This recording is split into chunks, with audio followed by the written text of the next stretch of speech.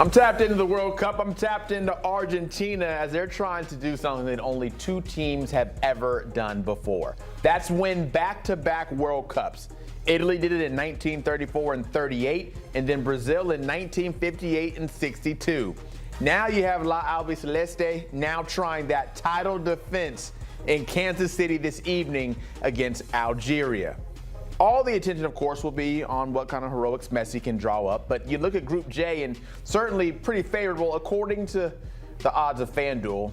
Minus 250 to win the group. Then Austria at plus 380. Jordan and Algeria, much tougher odds. Austria and Jordan will play tonight.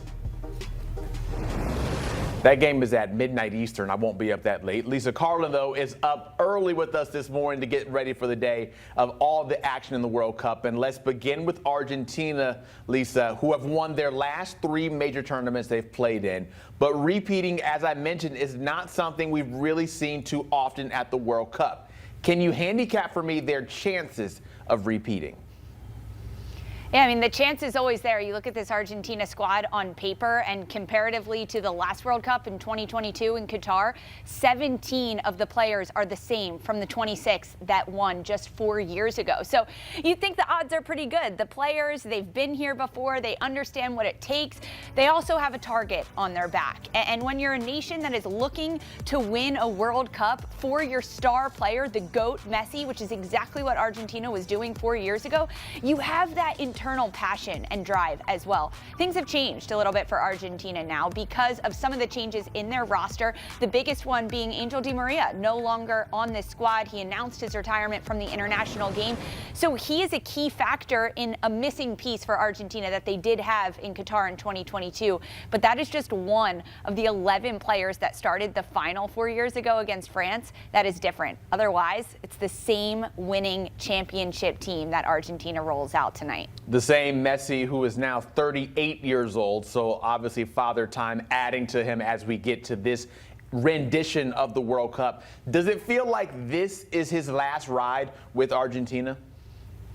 All signs are pointing that way for Messi, that this is going to be his last trip. I mean, it's already a record 6th World Cup for this player. And after he won it 4 years ago, a lot of people thought Messi, the GOAT, was going to hang up his boots ahead of this World Cup, but absolutely not. He's still scoring goals. He's still in what a lot would call his prime. But when we look ahead to this World Cup and what we expect from Argentina, his role might be a little different than it has been in World Cups past. He may be more of a role player at times, coming off the bench, looking at minute restrictions, and also as a way to conserve Messi for later on in the tournament when they're playing knockout round football and it's win or go home. This group stage phase is super important. It starts today in this match against Algeria. They need to pick up 3 points. They have to set themselves on the right track to finish first in their group, but then they might be able to coast a little bit depending on how the game goes. A lot of it comes down to goal differential. So I expect that we might see some minute management from Messi. But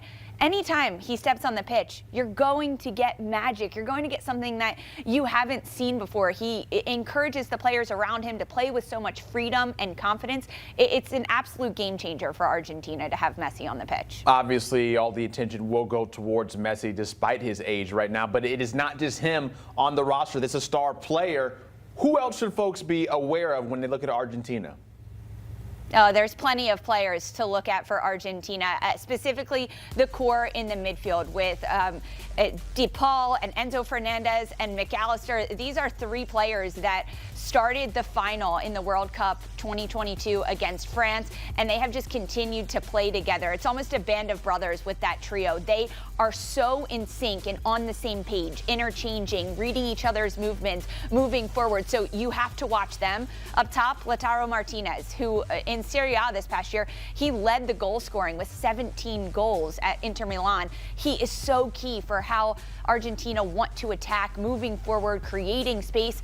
But it's not just about the players that have already won a World Cup and been on the international stage. There are some young guns on this Argentina squad you have to look out for. Nico Paz, a young 21-year-old. He plays for Como in an attacking midfield role. He's going to come off the bench for Argentina, be a spark plug for them in what they do moving forward. He is so creative creative on the ball. He wants to combine well. He'll make late runs into the box to contribute to Argentina's scoring prowess. Lisa, you mentioned how important it is for Argentina to get the 3 points tonight. They obviously will face Algeria. What should we know about Algeria?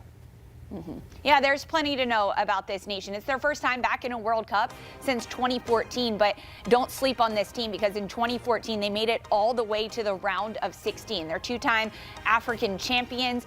They have done a really good job in the build-up to this World Cup. They've lost just one of their last 24 matches. Now, if you look at the competition that they played, it wasn't the most difficult. However, in their lead-up, a couple of friendlies right before the World Cup started, they drew with Uruguay and then they beat the Netherlands. So there is an element of defensive organization that Algeria has because they're coming into this game off of 4 clean sheets. They know how to sit back, be really compact defensively, and make their opposition work for goal-scoring chances. Now, when you look at Argentina and how they're going to do against that really tough defense, they're going to have to work a little bit, move the ball around, but Algeria is not afraid to play without the ball, concede possession at times, and then once they do pick up the ball, look to go really quickly in transition. It is not going to be an easy game for Argentina. So then with that in mind, Lisa, we look back to 4 years ago. Argentina lost their opening match of the World Cup to Saudi Arabia 2-1.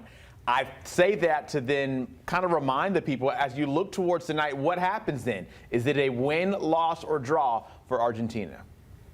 Oh, you know that every single Argentina player is remembering that open match of 2022 and that loss that propelled them on to winning the final of the World Cup. But they don't want to start this World Cup like that. It's going to be a battle against Algeria in how they score goals. It's going to take a little bit to unlock this defense. But ultimately, I do think Argentina is going to get the job done. So I'm going to go 2-1, a win for the reigning champs. But they are going to concede a goal in this opening match. 3 points for Argentina to start off. They certainly will be very happy with that. Thank you so much, Lisa Carlin. Looking forward to all the action today and looking forward to tapping back in with all the fine folks over there at the Galazzo Network who have you covered for the World Cup. Brandon, they stream 24/7 for how much? Free 99. Free 99 is the answer. Home of the world's game. Tap in to the crew.